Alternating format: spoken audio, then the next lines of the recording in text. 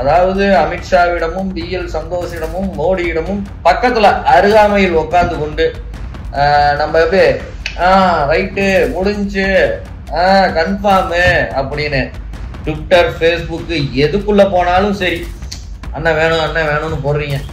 இப்படி ஒரு மனிதனை மாற்றி விட்டு இந்த கட்சி என்ன பண்ண முடியும்? அதெல்லாம் ஒன்றும் நடக்காது. சரி ரைட்டு, RS பாரதி ஒரு காலத்தில் சொன்னது உண்மைதான் அப்படின்னு தோணுது. நம்ம வச்சிருவீங்களாட்டு இருக்குன்னு கொஞ்ச நாள்ல.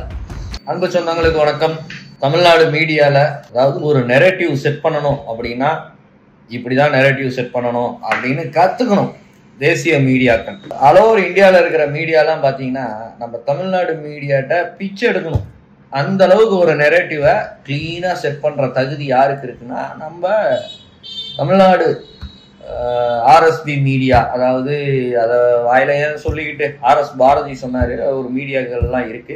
அந்த மீடியாக்கள் RS பாரதி மீடியான்னு சொன்னாலே உங்களுக்கெல்லாம் புரியும் நம்புறேன். அந்த மீடியாக்களோட வேலை என்னன்னா நடக்காத சில விஷயங்கள் அப்படியே நடக்கிற மாதிரியே, அதாவது அமித்ஷாவிடமும் BL சந்தோஷிடமும் மோடியிடமும் பக்கத்துல அருகாமையில் உட்கார்ந்து கொண்டு நம்ம எப்படி ரைட்டு முடிஞ்சு கன்ஃபார்மு அப்படின்னு எப்பட்றா அப்படி? இன்னைக்கு தமிழ்நாட்டுல இந்த ஒரு வாரத்துல இத்தனை விதமான ஊழல் குற்றச்சாட்டு நடந்திருக்கு. அதை பத்தி அவர் ஒரு மனுஷன் ஃபிளாஷ் பண்ணி அவ்வளோ விஷயங்களை வெளியில கொண்டாந்துருக்காரு. அதுக்கெல்லாம் பிரேக்கிங் நியூஸ் போட்டீங்களா? இல்ல டிவியில இந்த 7 மணில இருந்து 9 மணி வரைக்கும் ஒரு 5 பேர்த்த உட்கார வச்சுக்கிட்டு பாடம் எடுப்பீங்கல்ல, உங்க நெரேட்டிவ் செட்டிங் பாயிண்ட், அது மாதிரி ஏதாவது பண்ணீங்களா? இன்னைக்கு அண்ணாமலை மாற்றமா, அண்ணாமலை பதவி புடுங்கிடுவாங்களா அப்படின்னா எங்க கட்சியில யார் தலைவரா இருக்கணும், எப்படி இருக்கணும்னு எங்க தலைமை முடிவு பண்ணுவாங்க. அதெல்லாம் எங்களோட தலைமைக்கு என்ன சொல்லுதோ அதை கேட்கக்கூடிய தொண்டர்கள் நாங்கள்லாம் இருக்கோம்.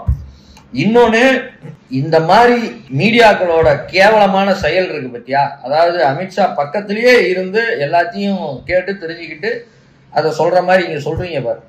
இதுல என்னன்னா, நிறைய ரைட் விங் பத்திரிகையாளர்னு நினைச்ச சில நபர்களும் இதுல அப்படியே கேட்டு போன்ல அமித்ஷா அவர்கிட்ட தான் டைரக்டா கூப்பிட்டு சொன்ன மாதிரி சொல்றீங்க பத்தியா? அதெல்லாம் நினைச்சாதான்டா என்ன சொல்றது. சரி ரைட்டு, RS பாரதி ஒரு காலத்தில் சொன்னது உண்மைதான் அப்படின்னு தோணுது. நம்ம வச்சிருவீங்களாட்டு இருக்குன்னு கொஞ்ச நாள்ல. அப்படியே நம்மளோட அன்பு தேசியவாதிகள், அன்பு பாஜக சொந்தங்கள், அன்பு அண்ணாமலை ஆதரவாளர் சொந்தங்கள், அவங்க எல்லாத்துக்கும் ஒரு விஷயத்தை நம்ம சொல்லிக்கொள்ள கடமைப்பட்டுள்ளேன் சொல்லணும்னு தோணுது. அதாவது ADMKவோட எடப்பாடி பழனிசாமி போய் நான் உங்களோட கூட்டணி வச்சுக்கிறேன், அதனால அண்ணாமலையை நீங்க மாத்தினாதான் நான் உங்களோட கூட்டணி வருவேன் அப்படின்னு சொல்றாங்கல்ல.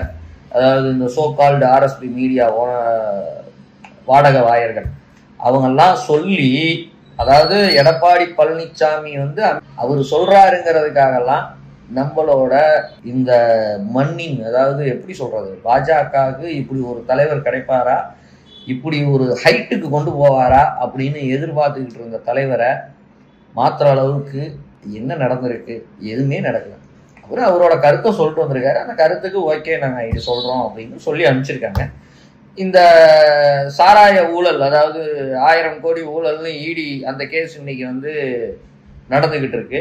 அதை திசை திருப்புறதுக்கு அதுக்கப்புறம் செந்தில் பாலாஜி அவர்களோட 10 நாள் டைம் கொடுத்துருந்தாங்கல்ல, அதை பத்தி சுப்ரீம் கோர்ட்ல 10 நாள்ல அவர் பதவியில இருக்கணுமா வேணாமான்னு கேட்டு சொல்லுங்கன்னு சொல்லியிருந்தாங்கல்ல, அதை திசை திருப்புவதற்கு.